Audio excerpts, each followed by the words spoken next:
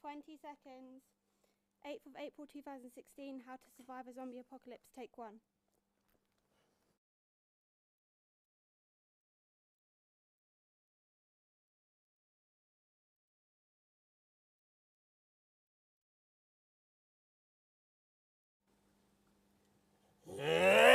Seriously, Nick? What are you doing? Look, to beat a zombie, you must become the zombie. I'm just getting into character, you know, thinking stuff from their perspective. Well, you look ridiculous. If I was attacked by a zombie like that, I would just be stood there laughing. I'm kind of getting the impression you're not taking this whole apocalypse thing seriously. Not really, no. But it could happen. Z-Day is coming, trust me. This is how to survive a zombie apocalypse. No biting!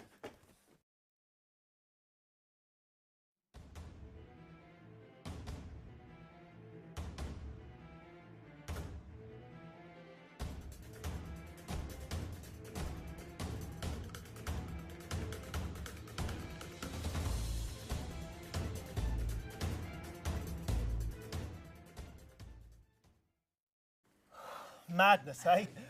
Hi guys, and welcome to this week's How to Survive, the show all about what you would do if you found yourself in a sticky situation. This week, we're going to explore the world of the undead in our zombie apocalypse special. Coming up tonight, we take a quick look at the rise of the zombie culture. Sarah, an avid zombie fan, tells us about her love for the undead. We find out why people pay to be chased by zombies at Z events in Reading. Plus, Greg Rudman shows us what to pack in your emergency survival kit. But first, to kick things off, it's the brain-blowing band. It's B-Cash!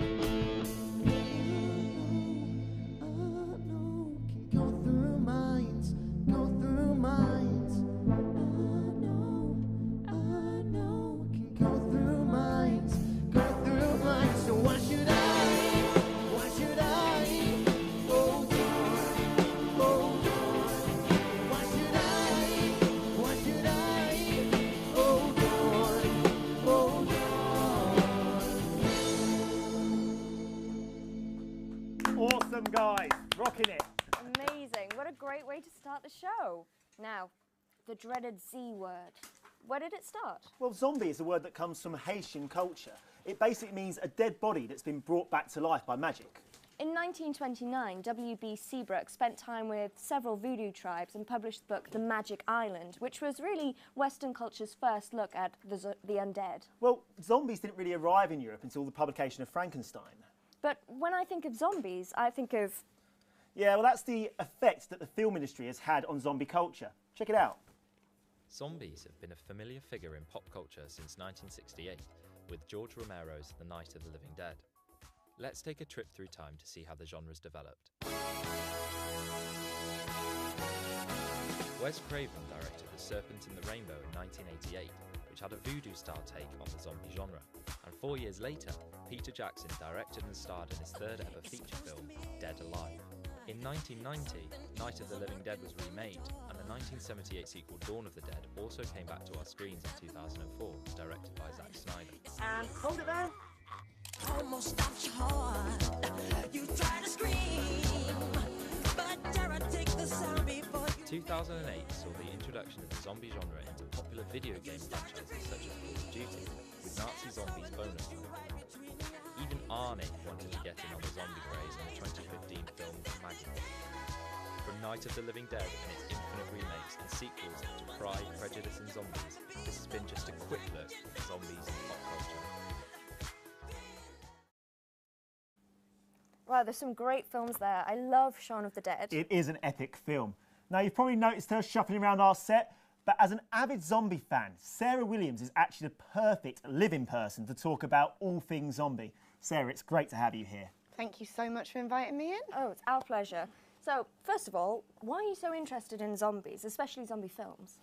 Do you know something? I think it started as a child. I was terrified of them. We've all seen that Michael Jackson video. Of course. And in order to overcome a fear, I think you should just keep looking at something and watching it and reading about it. And now I've got all the knowledge, so I would know how to cope in case of a zombie apocalypse. Well, you say you've got all the knowledge, so are there different types of zombies out there that we should be aware of? As far as I'm concerned, the only genuine zombie are the slow, shuffly ones that are after the brains, you know. All of these fast, quick-moving ones, I think they're infected by something. They're not proper zombies, in my opinion. Fair enough. So, as you know, I'm sure, the best offense is usually a good defense. So, if you were attacked, do you have any tips on how you would defend yourself and survive in a zombie situation? Well, it's obvious, isn't it? Everyone knows, go for the head. So you find something really heavy, find something really blunt, and then, you know, just go for it. And if, like me, you're a little bit on the short side, then, I don't know, find something to climb on. Or have, like, friends and family around you. You can jump on their shoulders and take them out that way. Funny enough, you keep referring to that to me, don't you? Right, so you mentioned your family. Would you take your family with you, or would you stride out to be the lone warrior? Go. Completely depends where I am. You know, if I'm in a workplace scenario, I haven't got my family with me, and it would be really silly to go and try and find them, because that's where it always goes wrong. You know, you watch like Walking Dead and things like I'm that. going to have to cut you off. Oh, I'm so sorry. I'm It's so all right. excited about it. It's been so lovely having you here, and thank you so much for joining us. I'm sorry we had to cut it a bit short there. No problem. Thank you very much. You look amazing, by the way. Well, thank you. We want to know how you'd survive a zombie apocalypse. Tweet us using the hashtag #IWillSurvive, and the best ones will be read out a little bit later. Now, Emmy, there's something I've really been meaning to ask you for a long while. If I was to take you out on a romantic date, where would we go? I suppose a moonlit walk by the Thames. Nah, forget that. How about being chased by zombies around an abandoned shopping centre? Absolutely not. It happens more regularly than you might think. It's very popular. Our film crew went over to Z Events to find out what is going on. Hi, my name's Greg. I am Marketing and Community Manager for Z Events. I also am an actor at Z Events, so every weekend it's down to me and a great bunch of guys to take customers round our 2.5-hour zombie experience.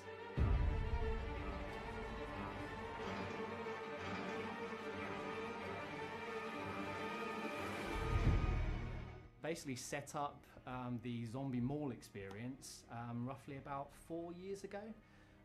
So we had a couple of other sites. So we had a site up north that we used to have called the Manor House. So it was a classic Resident Evil zombie manor house in the middle of nowhere, surrounded by forest, that kind of stuff. I work at Z Events. Most of the time I am a zombie scaring lots of customers. Sometimes I'm also one of the security members that tries to save them. Sometimes that doesn't happen, unfortunately. So our zombies aren't all professional actors, although we have a cream of the crop that are actually professional scare actors. So they've done things like Thorpe Park, they've done TV, film, that kind of thing. But the majority of our staff, our zombies, are just regular people. It can be range from anywhere from students right up to mums and dads, families. You know, they all come down here, they all put the makeup on, they all love to live out that kind of fantasy of being a zombie and entertain, you know, our customers. And it's hugely rewarding. I mean, you know, seeing people enjoy the experience, have a great time on both sides, you know, our staff and customers. Yeah, it is really, really something special.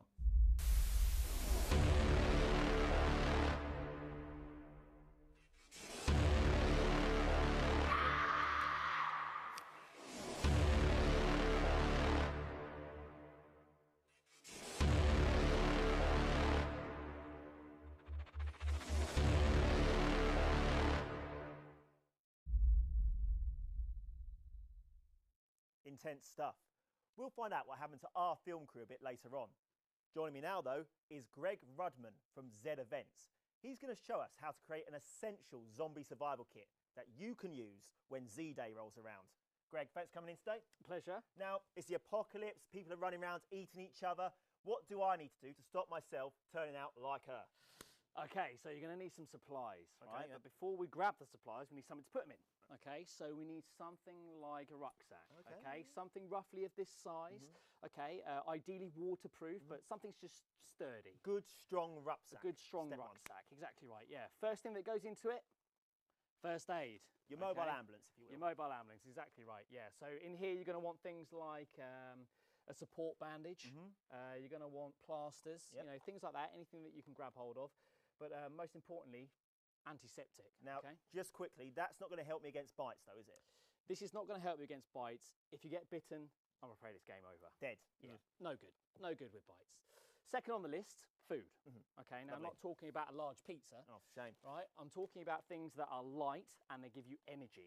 Okay, so anything with sugar in it, anything with caffeine in it. Okay, so like satchels of coffee, tea. Okay, things like that that you can carry around, nice and lightweight, going to give you that boost. Now, you said sachets, no tins, no cans.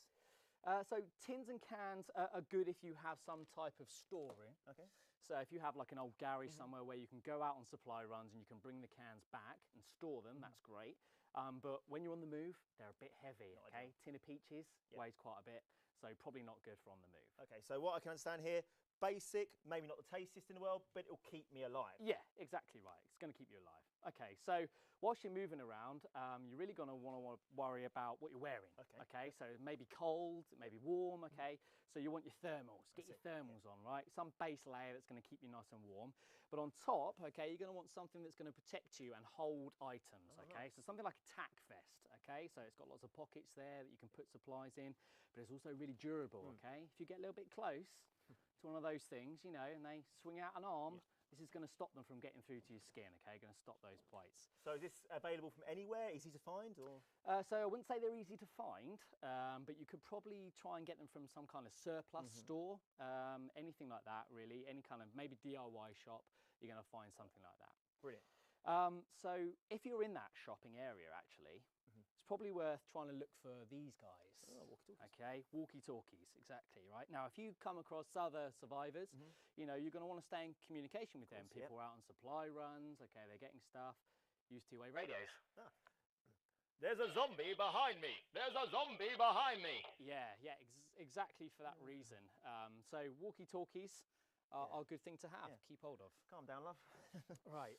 Okay, and finally, a mixture between practical and kind of essential, really, is matches. Right. Okay, and I'm not talking about wet matches, okay? They create fire, warmth, but keep them in some kind of, you know, watertight container, you know, a cylinder like this, okay? They can also be used to create signals, you know, smoke signals, things like that if you're further away.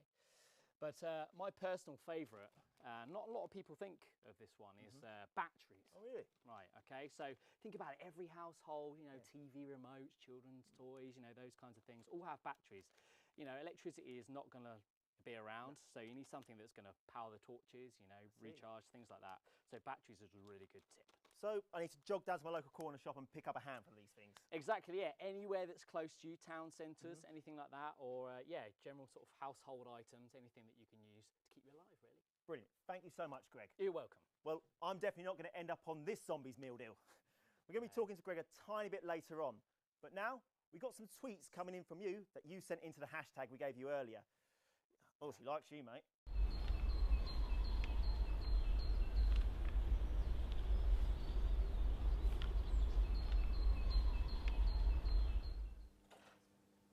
That's absolutely right, Nick. The tweets have been flying in.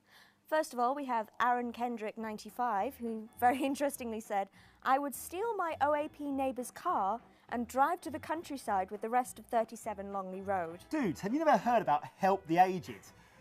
At Jack the Gherkin writes, I'd pack a last night bag so I could go out in style if worst came to the worst. Let me know how that one turns out for you, mate. I think a few people would think it was the end of the world if they'd seen me after that. At Hockers says, I don't know, pub? Legend, man after my own heart. Sounds like another Cornetto Trilogy fan. Our last tweet is my personal favourite from @Zoe Homewards, who says, I'm so tired after my second year of uni. The zombies would probably accept me as one of their own. I think we can all relate to that one. Been there, done that. So, what would you do in the event of a zombie apocalypse? I think bunker down somewhere, you know, find somewhere with strong walls, plenty of supplies, keep myself safe and armed. How about you? Yeah, something similar. Maybe not a shopping mall or anything No, like that. it's been That's been done to death. I need to be original. So maybe Pub? build myself a tree house outside a pub. I like that, I like that. So, this is a question about our relationship. I've been bitten on the arm. What do you do? Do you leave me behind? Do you kill me? Do you try to save me? I think it really depends on the kind of zombie that you would be. But never mind, just keep your tweets coming in. We'll be publishing the favourites on the website after the show. Yes, guys, keep them coming in. Now it's back to our film crew at Z Events.